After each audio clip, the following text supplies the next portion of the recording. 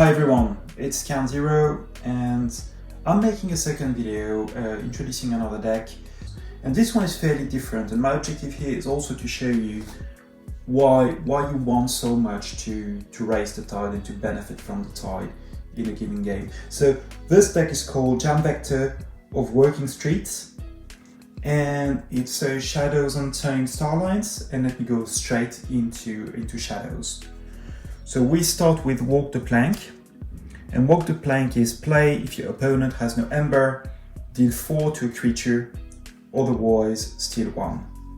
So you will see that there's a lot of steal effects in Shadows, and we're back to some of the maybe some of the early sets, but also that these effects very much are conditional and ask you a little bit to build and to prepare for them.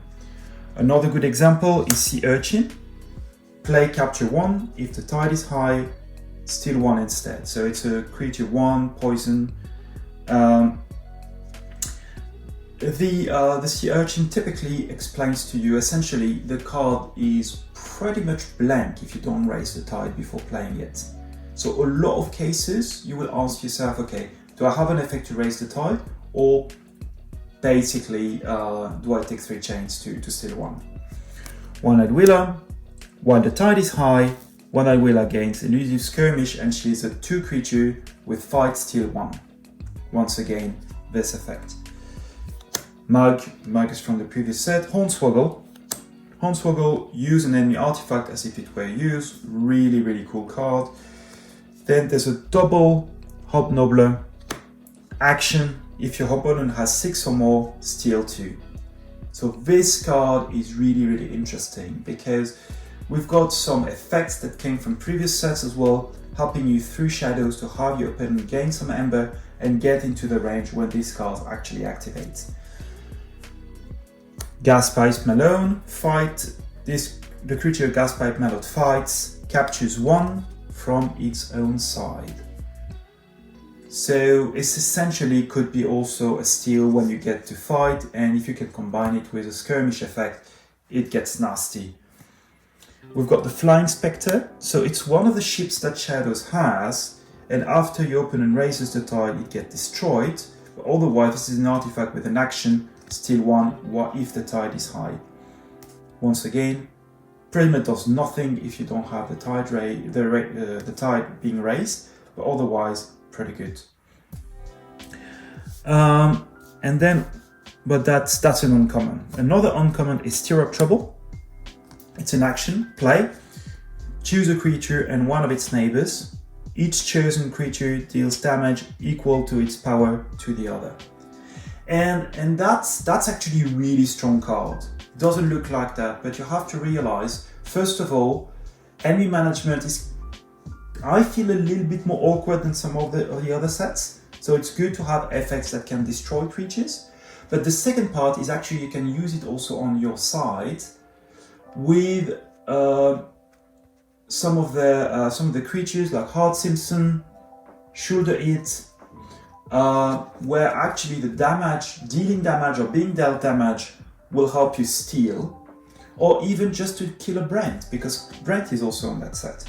So this is a really important card that you can strategize around. Monty Bank, another uncommon, play. You may exalt Monty Bank up to 2 times. Action, steal 1 for each aember on Monty Bank.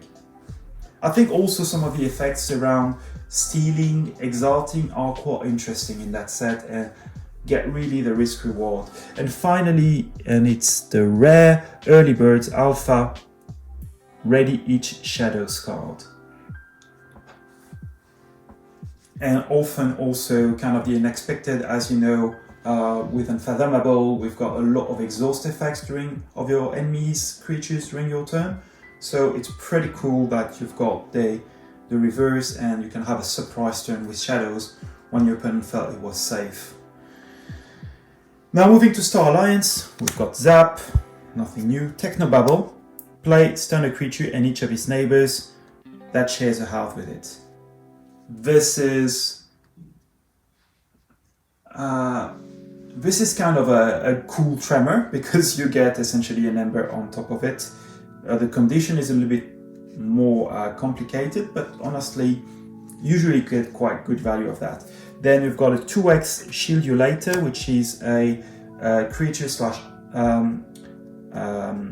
upgrade, where you can basically get 2 armor. There's a lot of upgrade in that set, which is pretty cool because a lot of cards are coming back, like Drexcar,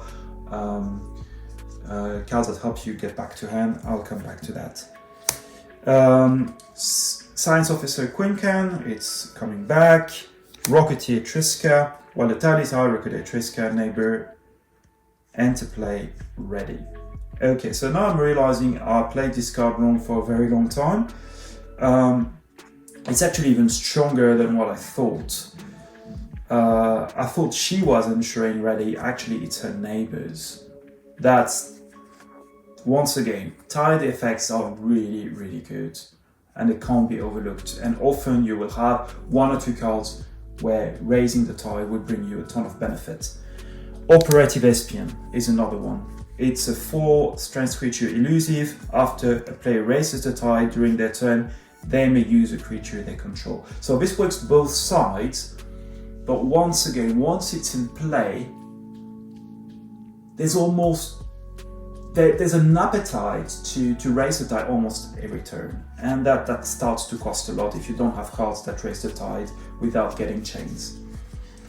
Then there's Officer's Blaster. Creature gains 2 power. If this creature is destroyed, attach Officer's Blaster to the creature's right neighbor.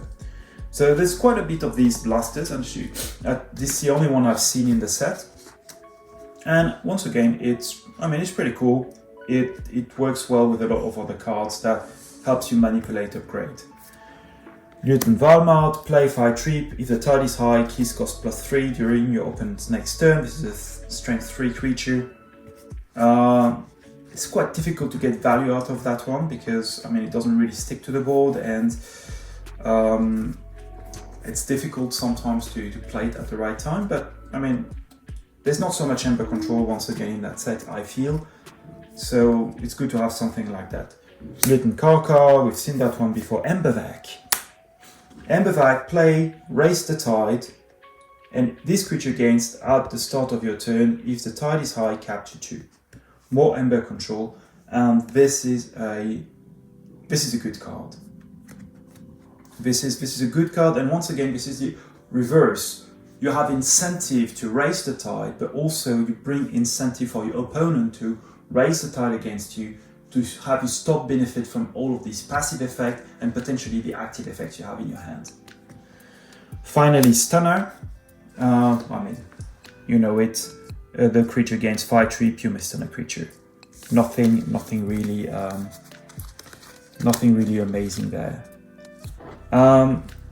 Then we get into the interesting piece of the set. Once again, I love Untamed. I think there's some really interesting cards into Untamed. I'm having a hard time finding a bit of coherence into the set around Untamed, but it's worth having a look at.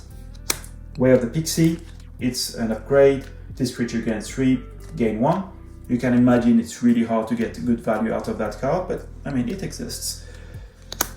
Miliobe, I think we've seen it before. Before fight, enrage the creature Miliobe fights and each of that creature's neighbors. It can provide a bit of disturbance, it's good. Then we've got 2x Mollymoke, play, destroy an artifact. I haven't seen much artifact management into the set, and this card comes in droves, so really a good one. Keyfrog is good, always been, will always be, and also because there's a couple of destroy effects out of the Untamed house that will help you pretty much get immediate value out of a Keyfrog you play in the same turn. And one of these cards is in fighting. Play, each creature deals damage equal to its power to its right neighbor.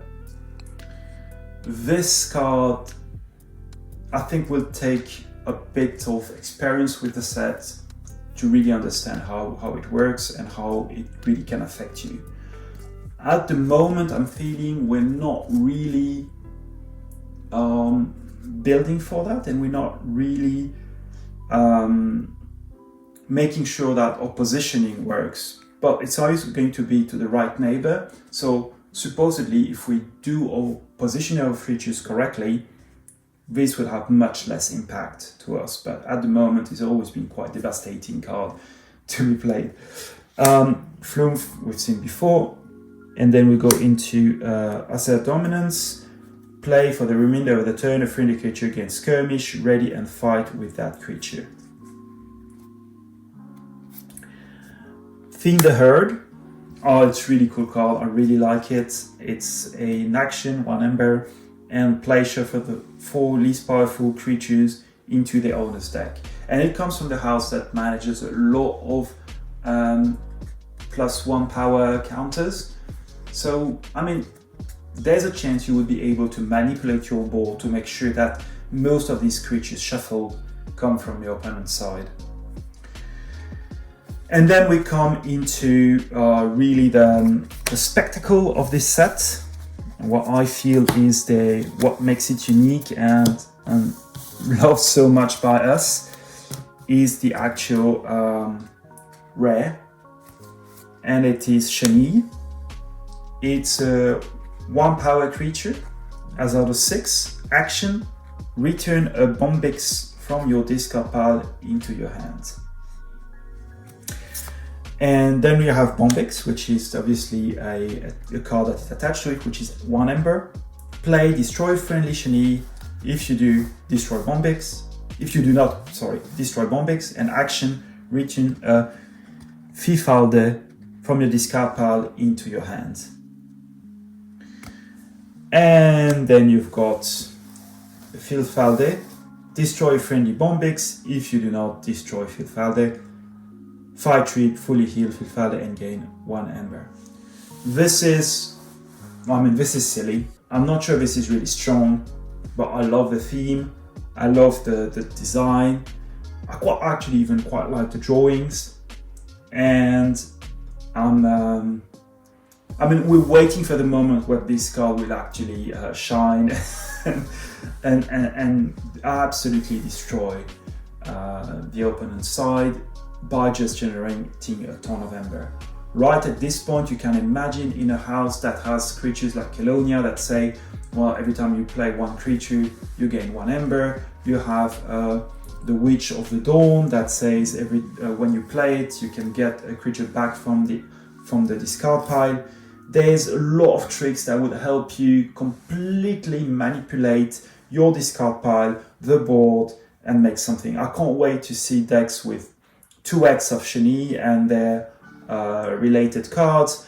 I can't wait to see decks where you can really get a maximum value out of these ones. The other card that helps you draw from Untamed, the other cards that help you get creatures back from the discard, get ember when you play creatures, destroy everything within fighting, get back a key frog, and so on and so forth. There's some really, really cool ways to combo, but that highly depends on how your